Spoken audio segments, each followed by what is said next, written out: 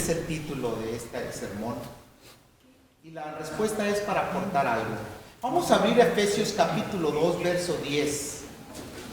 Efesios capítulo 2, verso 10. Este texto es un texto muy sencillo, pero que nos deja una gran enseñanza.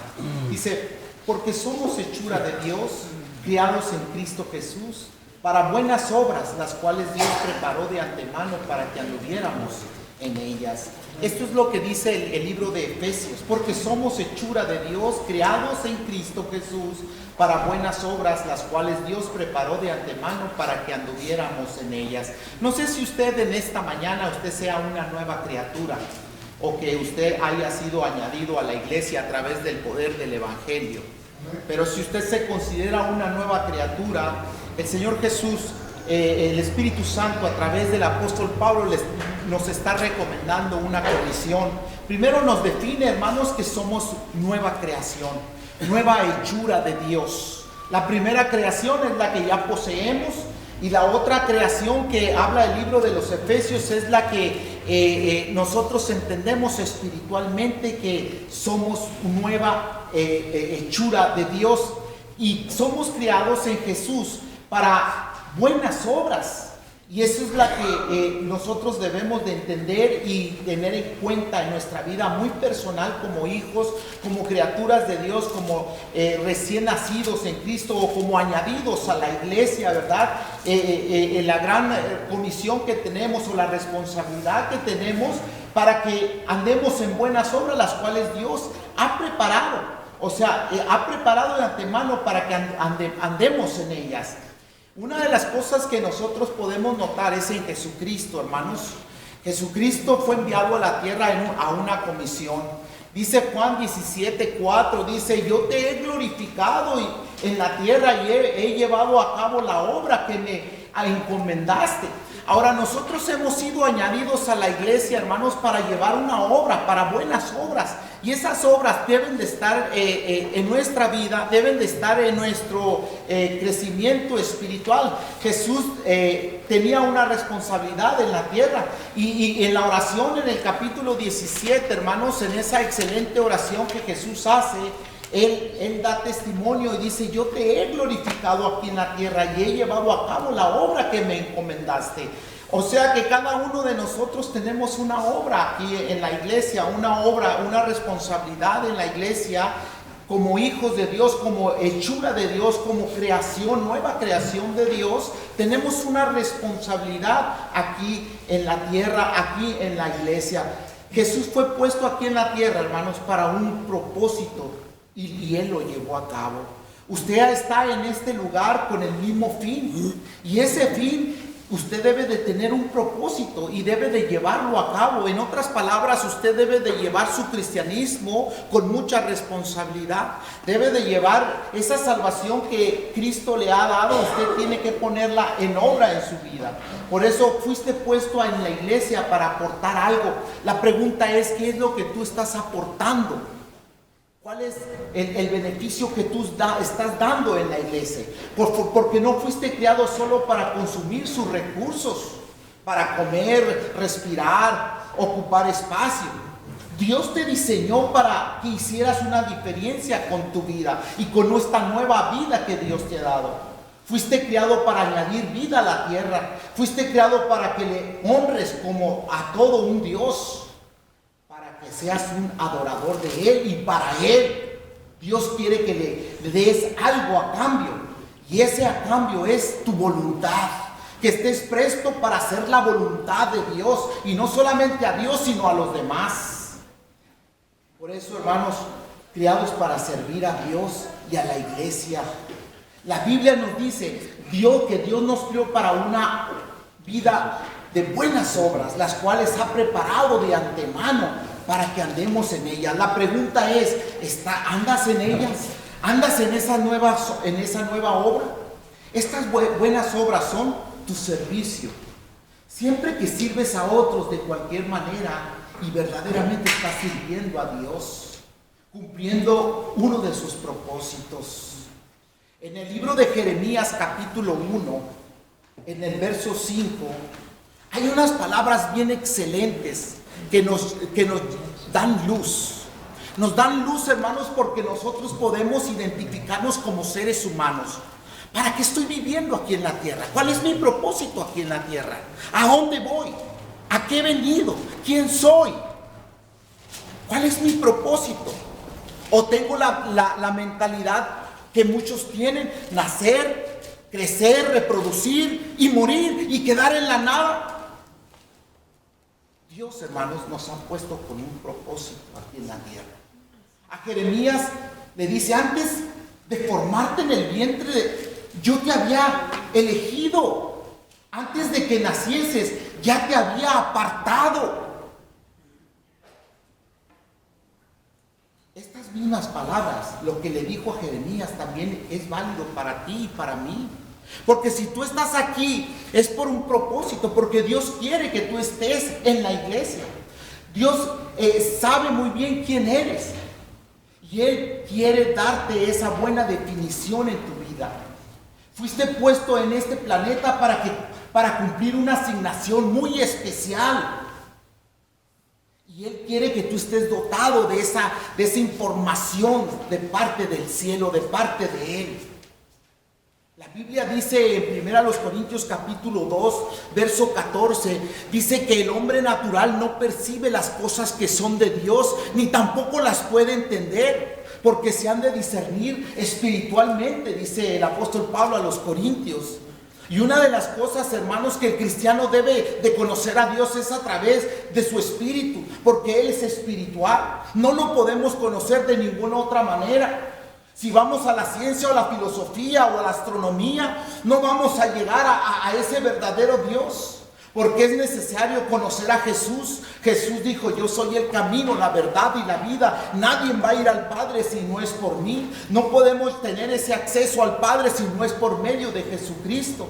Y es importante que nosotros tengamos esa conciencia bien definida en nuestra vida mientras estamos en este cuerpo terrenal. Dice segunda de Timoteo capítulo 1 verso 9 y verso 10.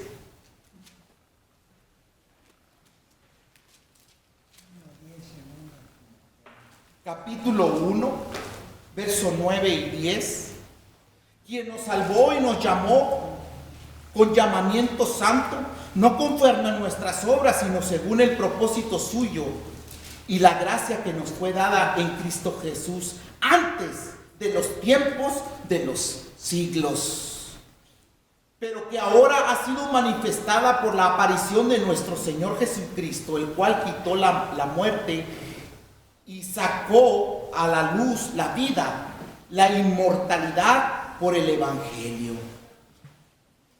Quien nos salvó y nos llamó con un llamamiento santo, no conforme a nuestras obras, sino según el propósito suyo y la gracia que nos fue dada en Cristo Jesús. Él te ha llamado con un llamamiento santo para que seas santo.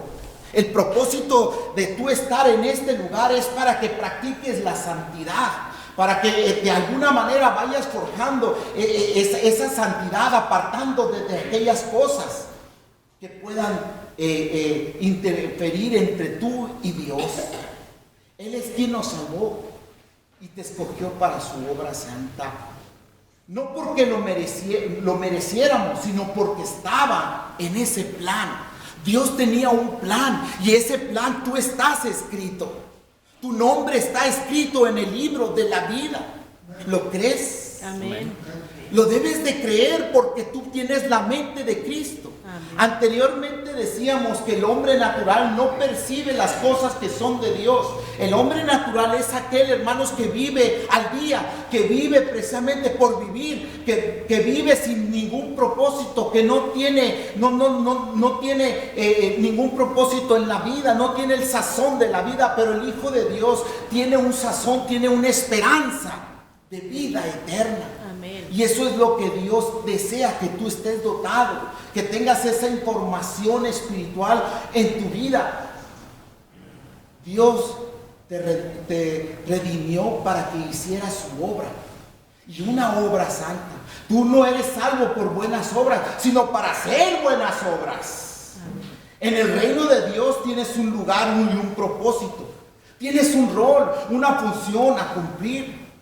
Esto le da a tu vida un gran sentido y significado de vivir. Debes de tener esos principios en tu cristianismo.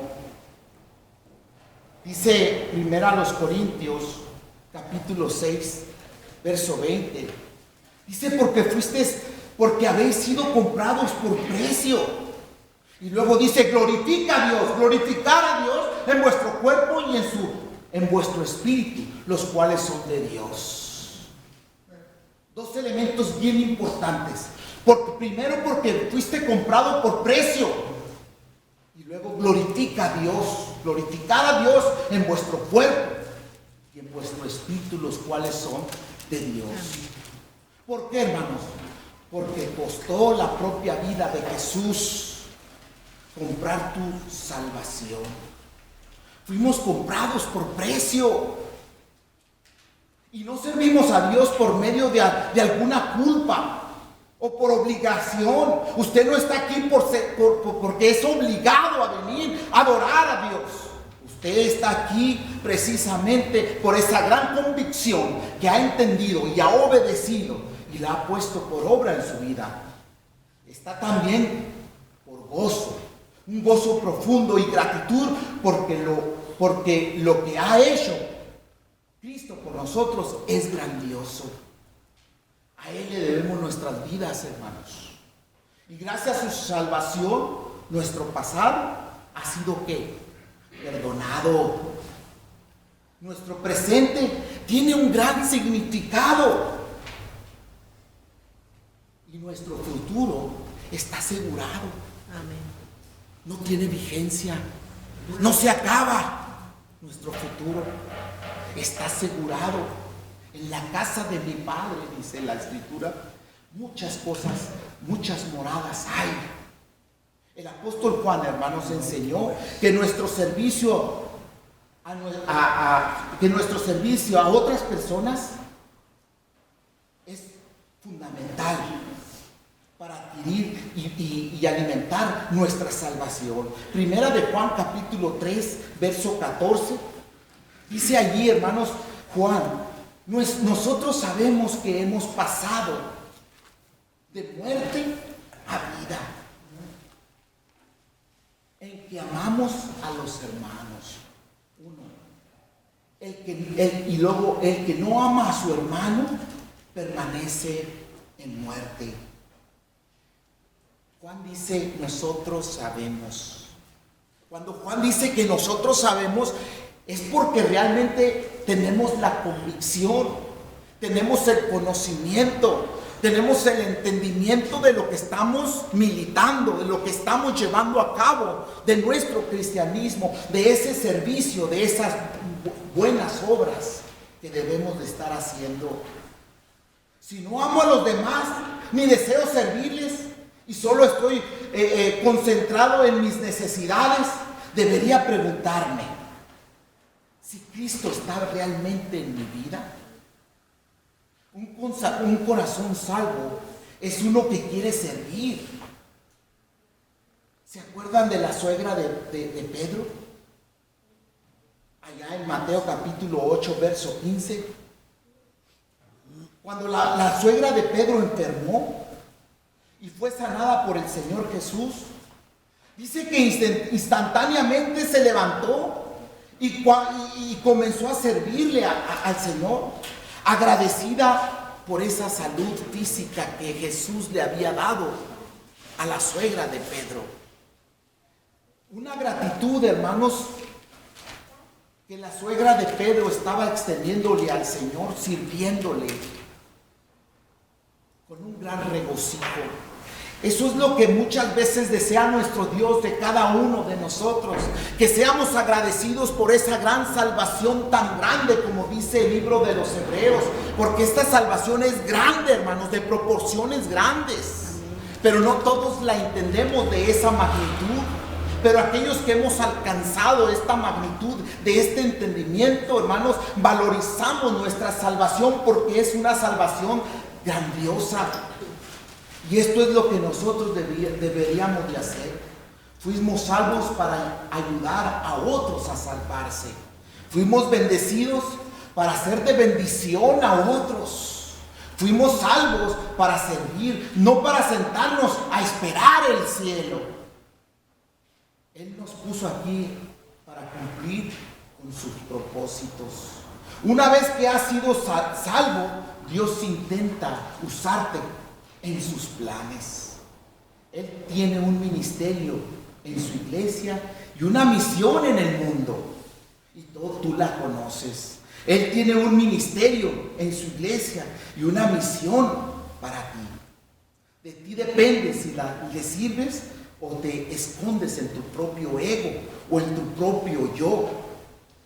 Veamos, hermanos, en Primera de Crónicas, capítulo 28, verso 9.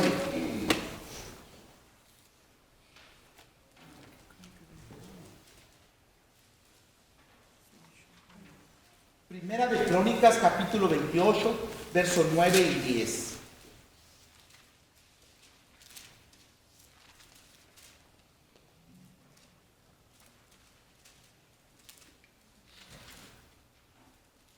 Dice así la Escritura: y tú, Salomón, hijo mío, reconoce al Dios de tu Padre.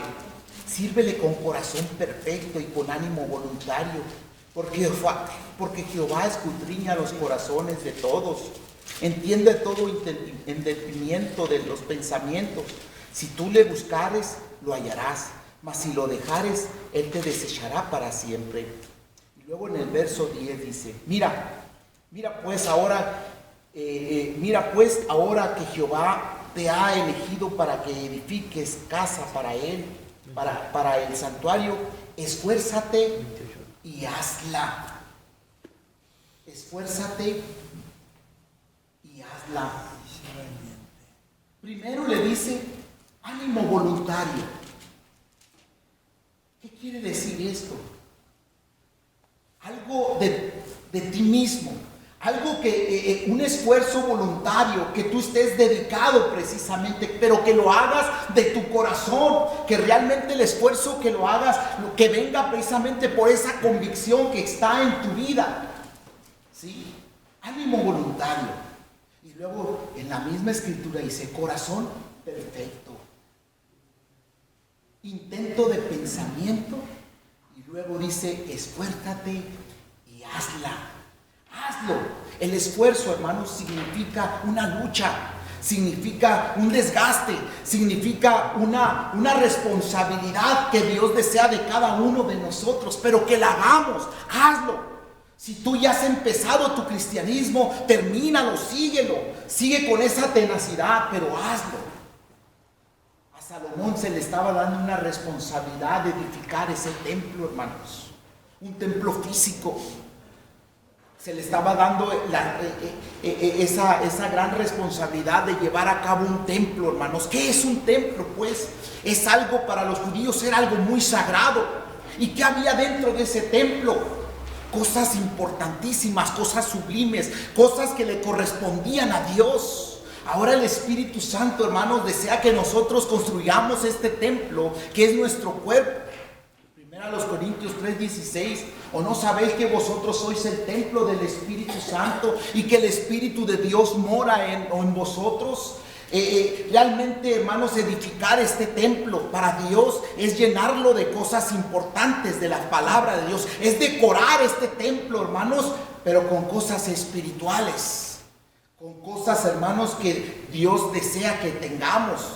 Pablo le dice a los colosenses en el capítulo 3, verso 16, que la palabra de Dios more en abundancia en vosotros. ¿Sí? En otras palabras, ¿qué es abundancia? Es todo aquello que abunde, hermanos, que sea de cantidad, que estemos empapados de su palabra, de su mensaje, de su ánimo, de su esfuerzo de nuestro Dios y hacer su voluntad. Fuiste llamado a servir a Dios. Cualquiera que sea tu trabajo o carrera, estás llamado al servicio de Dios. Él espera de ti, o más bien Él espera de tu tiempo. ¿Qué tanto tiempo le ofreces a Dios? El libro de Eclesiastés, capítulo 3, verso 1, Dice Salomón, todo tiene su tiempo y todo lo que se requiere debajo del cielo tiene su acta de nacimiento. Dice, niño nacido, el día tal, a la hora tal. Y cuando tú mueras y te despidas de esta tierra, también el certificado de difunción también va a decir, murió el tal en el tiempo tal y desapareciste de aquí, de la tierra. Todo tiene su tiempo y todo lo que se quiere debajo del cielo tiene su hora, dice Salomón. Tienes el tiempo ahorita aceptable para servir a Dios. Un cristiano que no le da el tiempo a Dios, por definición es un cristiano de contradicción. Darle a Dios de tu tiempo es, primero, empezando contigo mismo, cumpliendo con el tiempo en la iglesia, tomando en cuenta los horarios del servicio, actividades, domingos, miércoles, devocionales. Ese es el tiempo de Dios.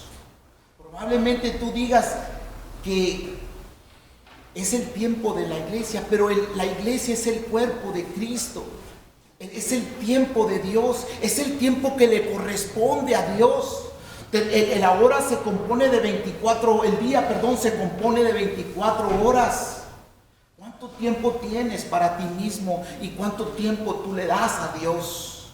El domingo le das 2 horas o 3 horas y el miércoles le das 1. Son 4 horas donde vienes a servir a Dios. Pero ¿qué tanto tiempo tú le estás dando? ¿Qué tanto tú desgastas el tiempo en ti mismo y qué tanto tiempo le das a Dios? El domingo le das el tiempo a Dios y todavía le llegas 15 o 10 minutos tarde porque para ti no significa el tiempo de Dios. Pero el tiempo, hermanos, los horarios de la iglesia es el tiempo que le corresponde a Dios. ¿Cuánto tiempo estás usando en servir a Dios? Una de las razones por las que necesitas integrarte a la familia de la iglesia es para cumplir de forma práctica con ese llamado santo que dice la Biblia, porque eres una nueva criatura. Cada uno de nosotros tenemos un papel a desempeñar y cada papel es importante en los asuntos del reino y todos dependemos unos de los otros. ¿Qué pasa cuando un miembro de tu cuerpo falla o te enfermas? El resto de tu cuerpo sufre. Imagínate si tu hígado decidiera comenzar a decir o a vivir a sí mismo y dijera, no tengo tiempo, estoy cansado, no quiero servir más a este cuerpo, quiero un año de descanso, que solo me alimente solamente yo solo. Tengo que hacer lo mejor para mí. Dejaré todo y estaré apartado. ¿Qué podría pasar si tú apartas tu cuerpo o tu corazón, tu hígado o tu corazón de tu cuerpo? Mueres físicamente, porque necesitamos estar unidos como iglesia. Hoy miles de iglesias de Cristo están muriendo porque los cristianos se rehúsan a servir. Se sientan como espectadores mientras el cuerpo sufre. Se te manda a servir a Dios. Jesús fue inerrable, hermanos. En otras palabras, Jesús nos dice, tu actitud debe ser la misma, porque yo, el Mesías, no vine a servir, a ser servido, sino a servir y dar mi vida, y ya la he dado por ti. Jesús vino a servir y a dar. Y esos dos verbos pueden definir tu vida aquí en la iglesia y aquí en la tierra. Servir y dar. En resumen, son el propósito de Dios para tu vida. Se dice, hermanos, que la monja Teresa de Calcuta, dijo algo muy cierto. Se dice que es cierto, porque en su actividad ella según hizo muchas cosas. Pero lo que dijo, vivir en santidad es hacer la obra de Dios con una sonrisa. Eso es lo que ella definía, que servir a Dios con una sonrisa traía grandes beneficios. Jesús dijo y enseñó que la madurez espiritual nunca es un fin en sí mismo. La madurez es para manifestarse a otros, para manifestarla a otros y ayudar a otros.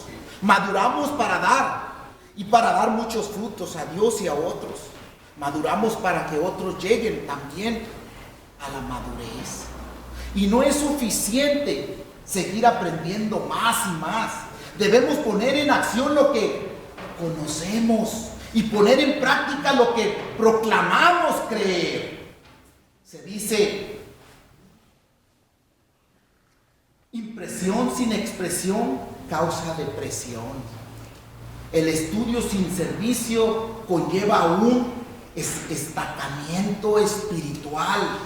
Si tú lo que sabes lo tienes estancado únicamente y no lo compartes, debes de compartirlo. No te quedes con eso que tú sabes. Si tú sabes que la iglesia fue comprada con la sangre del Cordero, llévalas a otra esa enseñanza.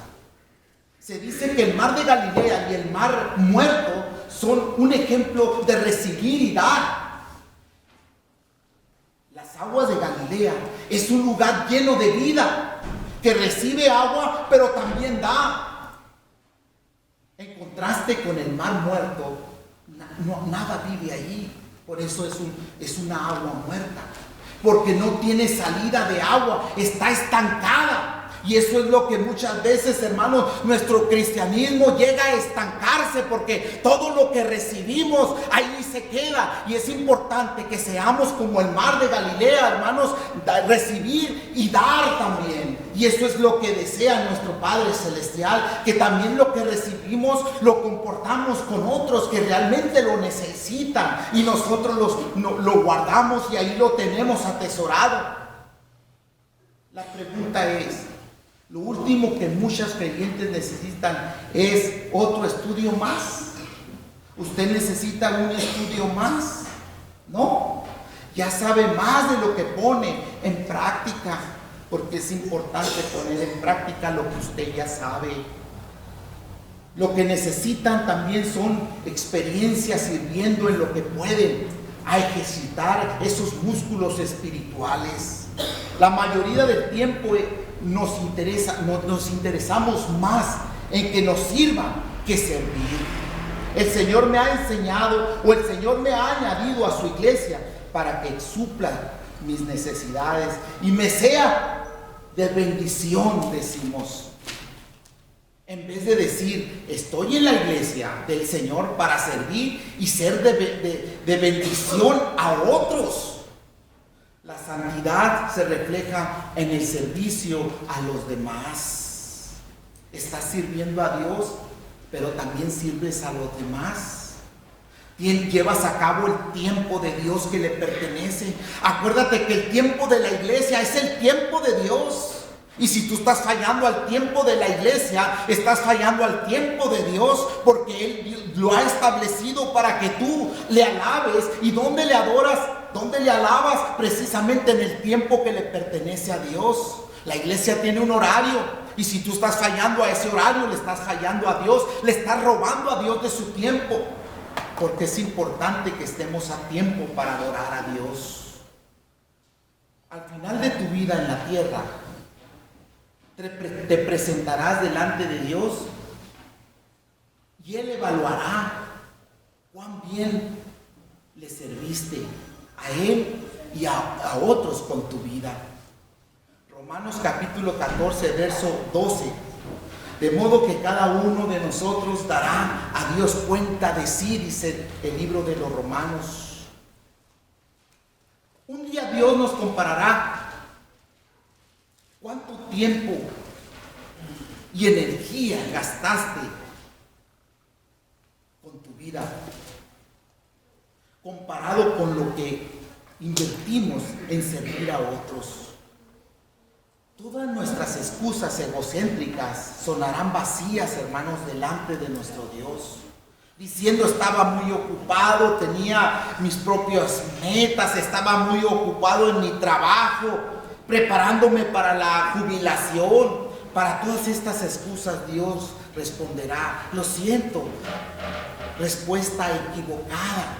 Porque es importante, hermanos, que analicemos nuestro cristianismo y esas buenas obras, porque somos hechura de Él. Y Él nos ha dado estas buenas obras para que andemos en ellas, dice Efesios 2:10. Yo te hice, te salvé, te llamé, te mandé a vivir una vida de servicio. Solo estamos completamente vivos cuando ayudamos a otros. Marcos 8:35, porque todo aquel que quiera salvar su vida, la perderá. Y todo el que pierda su vida por causa de mí y del Evangelio, dice que la salvará. ¿Qué llega a tu mente con este texto? Llega ese momento de servirle a Dios con ánimo pronto. Para el cristiano, esto significa una pérdida de recompensa eterna. Dios quiere usarte para marcar una diferencia en este mundo, en tu familia, en la iglesia, en tu trabajo. Él quiere trabajar a través de ti. No importa la duración de toda tu vida, sino la donación de ella misma. ¿Cuánto tiempo viviste aquí en la tierra? Sino cómo lo hiciste o cómo lo estás haciendo. Eso es lo que más es importante. Si no estás involucrado en ningún servicio del ministerio en la iglesia, ¿qué excusa has estado usando? Puede haber muchas excusas, pero no dejes de servir a Dios. No dejes de recordar que tú eres creación de Dios, hechura en Cristo Jesús, para que andes en esas buenas obras. Él desea que tú tomes el tiempo adecuado para que utilices esas obras para Cristo Jesús. Abraham, hermanos, era viejo. Jacob era inseguro. José fue vendido a Egipto, según la narración de las Escrituras. Moisés era tartamudo.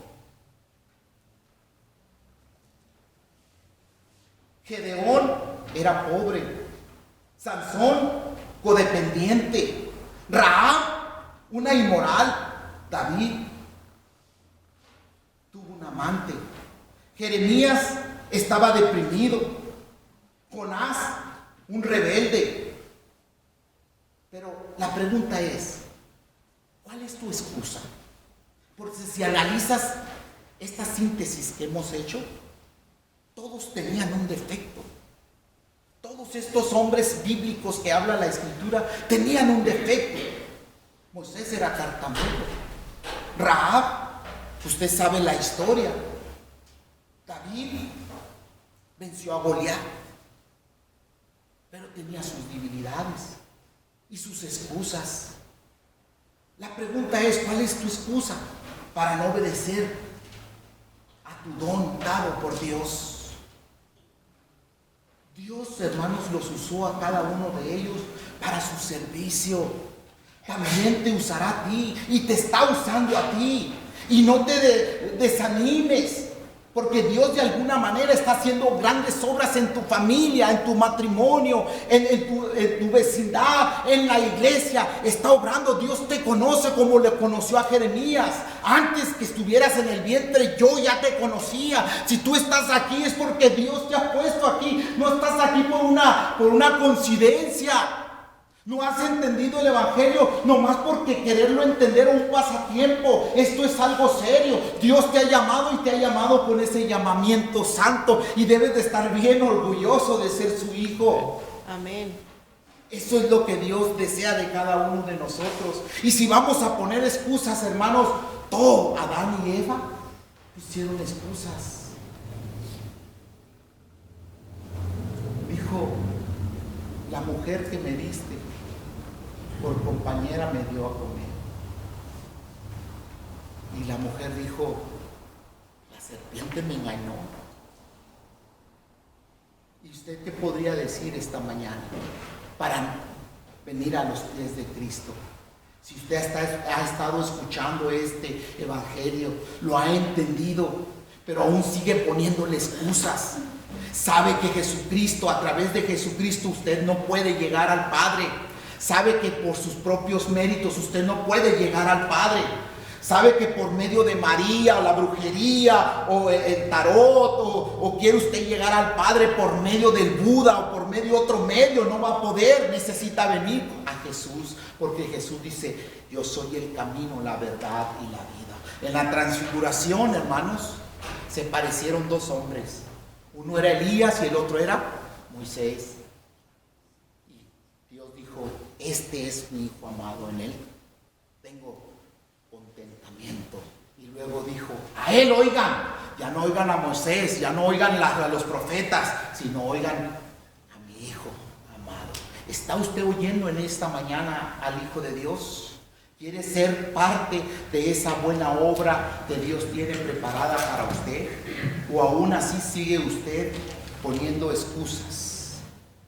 Porque somos hechura de Dios, criados en Cristo Jesús para buenas obras, las cuales Dios ha preparado de antemano para que anduviéramos o andemos en ellas. ¿Está usted en ellas?